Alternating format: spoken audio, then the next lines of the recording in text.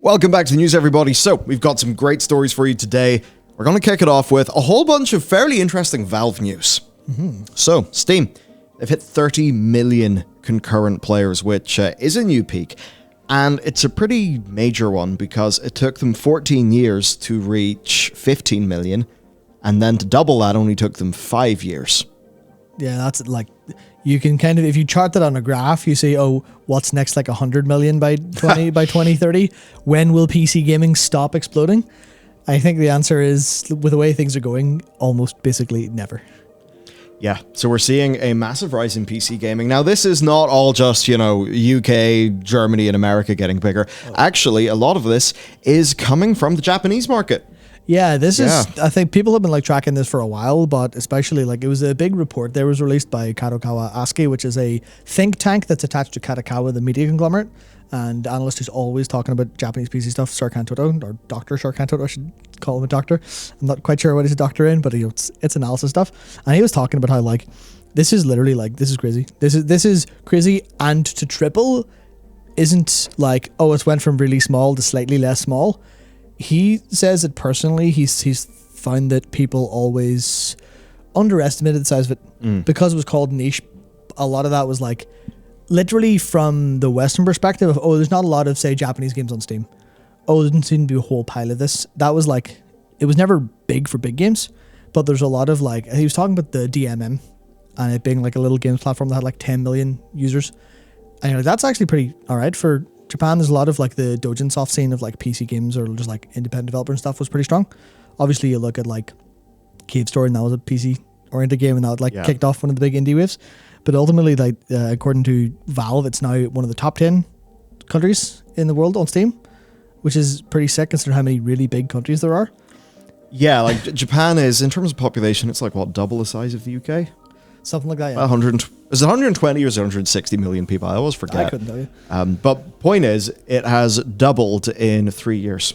So that's fairly massive growth. I guess just expect to keep, to see that keep on happening. Yep. And I suppose, nice enough. More people are getting to PC gaming. Now, one thing that is interesting with its regional pricing is the other story, where some places have seen a 450% rise in prices, but the reason is perhaps because they're more using currencies the Turkish lira, as an example. So there are a lot of currencies in the world that are not in a particularly hot state. They're experiencing a hell of a lot of inflation. You can look into things in the lira as an example, but yeah, according to SteamDB, recommended prices in Argentina and Turkey have risen by 485% and 454%. And of course, some developers have, opted into that, right? Valve have increased the prices of a bunch of their games in those regions. And you do see, price hike from 18.5 to 105. But ultimately, I think we do have to, because there's one side of this that is all, they're fleecing people, they're janking the prices up. No, they're not. Currency is there to facilitate an exchange of value. So whenever the currency is devalued, you're going to need significantly more currency in order to, have your end of the transaction be the intended value for the product, right? Yeah. So it's one of those things. I think it would be very easy to be angry about it, but I mean, you think about how markets work, and it's yeah, and as well, this would be a problem where people would just VPN over to a country. But ultimately, the thing there is I get it. When the exploit is there, go ham, have fun, totally.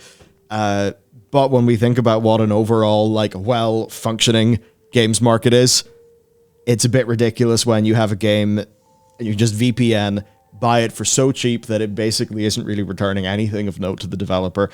We all know that that's something that in the long term is not a sustainable thing. Yeah, that's a thing where this problem wouldn't sort of exist if not for a couple of outliers. Obviously, you look at it, kind of highlights the fact that purchasing power, there are places that want access to because they've got PCs that can run games, so why can't they just get the games?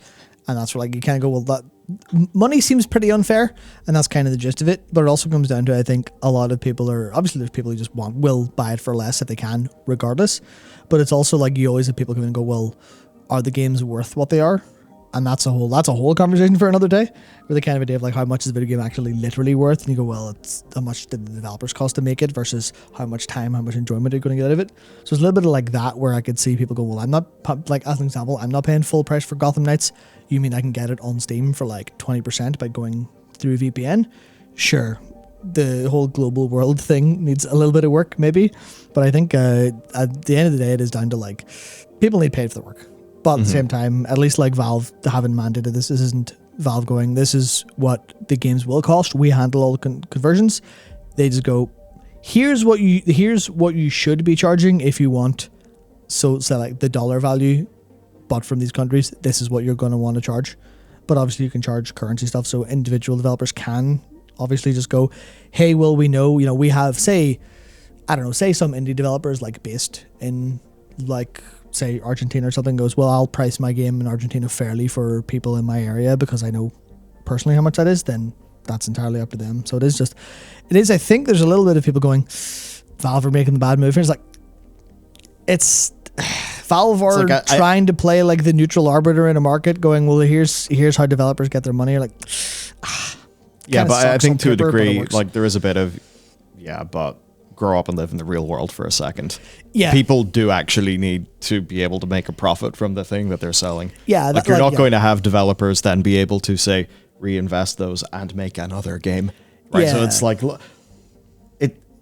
it's a weird overall inefficiency in the market. The whole VPN to do regional price arbitrage. Yeah, it's a weird thing where I think the real damage dealt is when you have people being like, because you look at like the console market in Brazil, and it's just, hey, there's profoundly unfair taxes. People won't be able to buy this. Yep, that's. And you're like, well, that's kind of screwed. And obviously, it's not taxes in this case; it's just currency fluctuations. But at the same time, it's like, well, do you want to buy the new AAA game if you live in a country, or do you want to have your groceries for like 3 months? You're like, well, or your rent for like a month or two. You're like, well, that's clearly not an option, and that's just unfortunate. I guess that's why, like in a lot of those countries, be it like say crypto stuff or finding a way to hold US dollars, because it's like it's kind of like the world reserve currency. So if you're in Argentina, it's like, okay, if I have X amount of Bitcoin or X amount of US dollar, this is like more stable than my regional currency. Yeah, or not even those. Maybe you're talking about OSRS gold. Yeah, or that. World of Warcraft gold. Yeah, like real talk, absolutely. Yeah. So it's interesting stuff. I guess my main core takeaway is I hope things can get better for the people in those countries experiencing those currency problems, because that's awful for them. Sure is. Another thing, still on the Steam side of things, is peer-to-peer. So apparently some stuff they found in the data mining that seems to point towards peer-to-peer Steam downloads on LAN, which would be really, really, really awesome. Like, let's say you have, I don't know, like a laptop or whatever, you want to download stuff on Steam, but it's already on your computer. Instead of pulling that from Steam servers, it will just run over your local network, which, judging by the speeds of Wi-Fi for most games, that'll be pretty damn quick.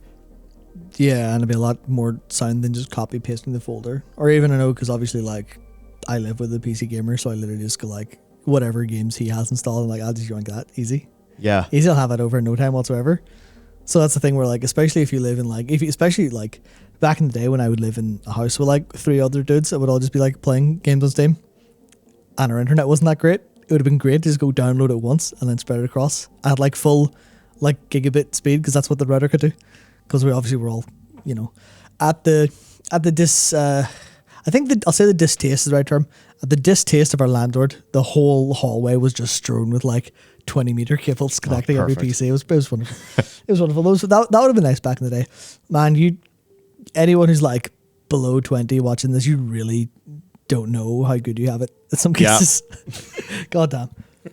We'd have to leave PCs on over 2 or 3 nights to get a game to download. I always remember that for Total War releases. Oh yeah. Oh man. Or the one time I bought Skyrim physically, and then went to my family home, and then the internet was down, and I had to spend the better part of like 3 hours trying to tether my phone to my PC, and I did not have a good phone at this time. I was trying to tether my phone to my PC to just get, like, because a lot of the data was there, but I needed the activation. I was like, I can't play the game I bought without internet. This is awful. and then just because the internet was spotty in that rural area, then it works like, oh, God. Hellscape. Yeah. Now, a funny hell thing is happening where people's PCs may be actually melting. Oh, that's a lot worse. Yeah, so there are some issues with the 4090, right? It's a very powerful card. It's also that said, $1,600. it's also $1,600. It also may not fit in your case because it's absolutely humongous. Was it bigger than a PS2 and bigger than a Series X? I think people are kind of showing online. You're like, Jesus. Yep. And if there is a bend in the 12+4 connector during the setup process, then, yeah, scorching, problems like that. Nvidia are looking into it. It's the sort of thing, I mean, here's an example. It's the sort of thing that seems to maybe be inherent little design oversight or something like that. It's the sort of thing, you know, you could just say, well, don't bend it, 5-head. You don't want One that. of the things that we do have to deal with is how things are designed. Are there vulnerabilities like in a connector or something? In this case, there clearly are. Yeah, I mean, even from a safety perspective, like this thing should be validated that it can have a bit of a bend without this happening. yeah, even from a full product perspective, it's like if you're doing that and you've got like, I don't know why you would have this, but you have like a 750 Ti form factor card that's really small, so it doesn't matter. The cable will like it will never need to bend it. It's fine, whatever. But even if you had that for some reason, you'd still need to kind of make sure it's not busted. But it's worse in the case of this is literally too big to fit into any case that isn't massive. So you're gonna have more of these problems by default. And it seems like a little bit of an oversight in the actual product development. Where you go, oh, this thing is a graphics card? Hell yeah. This thing is a overall product, including being a physical thing. Maybe they saw this problem or faced with the problem of size and went, no, power at all costs. It depends who they are selling this to. Exactly. Because the thing is, though, it still is an RTX card, right? Like that officially still is in their gaming line, so they can't really hide behind there's some defenses they can't really hide behind, but ultimately that's just a downside with the card, one that I think AMD are feeling fairly ready to exploit, because there are two new cards, like they are not going to hit the performance of this, but it does seem that in terms of price to performance and value, they will be significant competitors. It's actually looking pretty damn good. Yeah. Also with seemingly not massive heat problems, and the cards being a vaguely reasonable size. Yeah, I saw some leaked benchmarks of the 7900 XTX, and I was seeing that I think it was Cyberpunk 4K. It held, I think, 82 frames versus the 4090's 83. And then there was, I can't remember what other game it was, but it was some game at 4K. The AMD offering was 130, and the 4090's at 140. I'm like, so I'm not, obviously I'm probably not going to get any either of these cards anyway because I can't afford them. But the idea of I can get 10 extra frames for $700 extra. No, thank you. I'm okay. So we might be in for an actually pretty competitive market this time around for value, which obviously I'd say that's $1,000 card. That's still insane. Well, but when we get down to like the 4080, get down to the 4070, and then once AMD kind of get their more like 7700 stuff out, then we might actually be in a world where we're hitting that fabled point of, what was the PS5's comparable to like a 2070 Super, I think? Or in reality, probably closer to like a 2080 Ti or a 3070. We're not going to have graphics cards now for reasonable prices be ahead of that. You're like, yeah, and I think it's very challenging, and I think we've been suffering a lot from the Nvidia dominance in terms of pricing competition. Really have, yeah. When you look at the CPU space, because AMD with Zen have been such an effective competitor to Intel, we've actually seen Intel drive harder on price and performance as well. It's been really healthy there. But looking at this whole graphics card situation, one example, I've been set a challenge at home to see what a 700 to 800 RRP pre-built is. Because it's it's for like a gift to, kind of sort of gamer-ish, but not really technological people, and I couldn't be fucked building a PC. Yeah, that's used parts, nearly. Yeah, it's like if you want price to performance, then you've got to look at some Linus Tech Tips video that's actually about the secondhand market. It's wild how goddamn expensive things are. Yeah. Even even going for like the price of like a 3060 feels ridiculous. So yeah, it just like, I wonder what those prices are like in Japan, because we see these massive Steam user increases, and I just think that's fairly interesting. For esports titles, I mean, you can get away with so little now. You can make an esports, like, sort of ready PC, but like, if you want to play in the same way that people just want to play the new Call of Duty, the new Assassin's Creed, you're kind of, like, you're screwed, and you better hope that DLSS will do it for you. That's one of the interesting things where DLSS... I would need to do more research into DLSS 3, and then AMD's equivalent is like FSR 2. No, not FSR, the other one they have. Yeah. I can't remember. There's so many acronyms you get lost. But whatever their new one is, it'll come with the new RX series. And I go, maybe that's the future. But also, you kind of hope that this market will crash and we'll have stuff reasonable priced. That said, I'm literally looking at overclockers now. I'm like, okay, well, here's some like AMD cards from last gen that are... You could buy a graphics card for under 300 quid now, and it'll do the job. And that's not something I remember saying. I remember when I thought 300 quid was starting to get up there for a graphics card. But then at this point, that might as well be 10 years ago, so... Brittle. Yeah. So our next story is a weird one. It comes from Sam Barlow, who basically... Oh, yeah. Basically just tweeted, yeah, so Tesla offered, you know, to have our games to be pre-installed in their cars, but with exposure, which is kind of ridiculous. It then makes me think, like, there's games on there like the, you know, Battle for Polytopia and stuff. That's like delivering value to Tesla, right? Like, it is there as a value add for their customers. So exposure, are you serious? That's pay people for their work.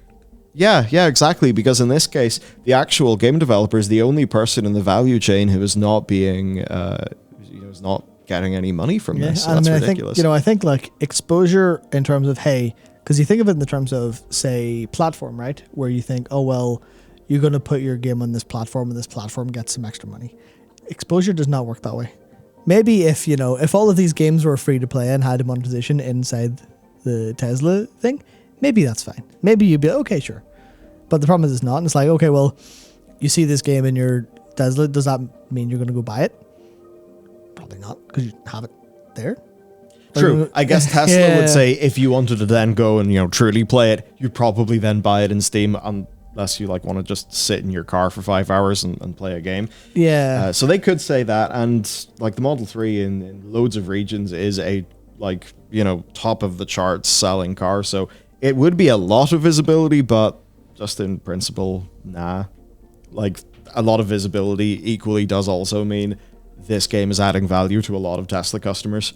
Probably want to pay for that. So that's a weird little one. Now, this next story, and our final story, is how GOG are choosing to handle this fairly delicately, right? Where they are selling some multiplayer-only titles, but in the accompanying blog post, and this does follow a bit of a drama regarding Hitman that happened last year, and this time it's being led by a free copy of Wolfenstein Enemy Territory. But anyway, they basically said, yeah, this is not DRM-free. We will remain the best place for DRM-free single-player games, but this is something that they're still going to carry. What they've said, though, is this, that there essentially are disclaimers saying this is a multiplayer-only game that supports both online and local play. So they are doing it, but they're doing it reasonably, and consumers will be aware, so it seems reasonable to me. Yeah, because if you look at their store at the minute, they have a tag that's online only, and that's here, this is online only, so you can't. We have to put this on our store, because especially if you look at Wolfenstein Enemy Territory is very much down their alleyway. Then you look at the other one is Gwent. Or oh yeah, CD Projekt. Yeah, okay, sure. But it's the way it's here, and it's basically, this is the way to do it nice, and no one feels angry about it. Yeah. It does technically break the principle, but that's going to be the problem when you have online only games. You can't always have a game that's going to work offline. Yeah. If you decided not to. Sad, but yeah. It's natural. But anyway, that's it for today's roundup of the news. All the things that kind of slip into the cracks. Now you know about them. So thanks for watching, and we'll see you next time.